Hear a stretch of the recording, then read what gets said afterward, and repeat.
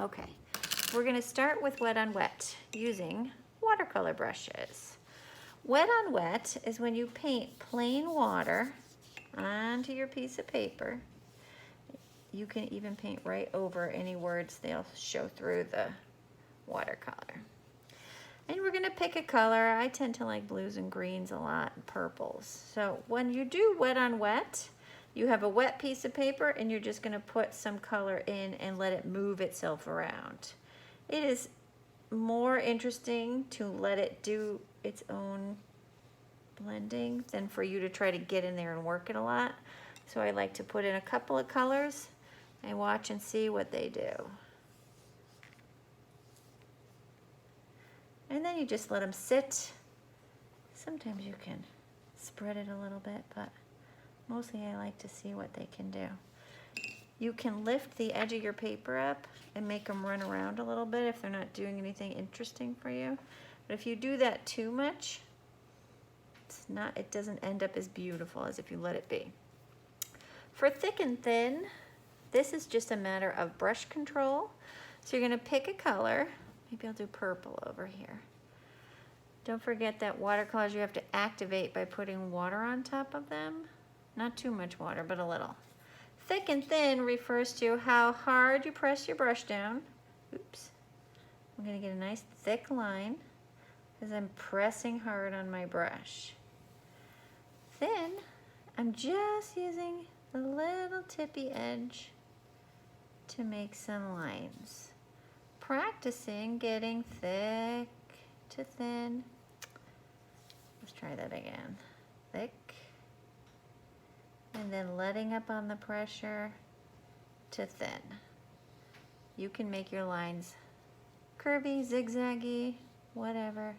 You're just trying to get a variation of thickness. All right. Next is resist. But resist we need a crayon for, and I didn't bring one over, so let's wait on that one. Let's watch salting first, because salting takes a couple of minutes. When you do salting, you need to have a good amount of pigment on your paper. Pigment just means color.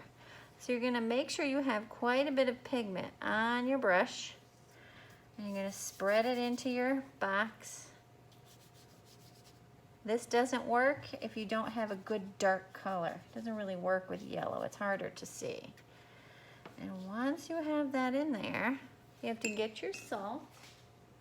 Where's my salt? I just had salt. I think it's by the sink.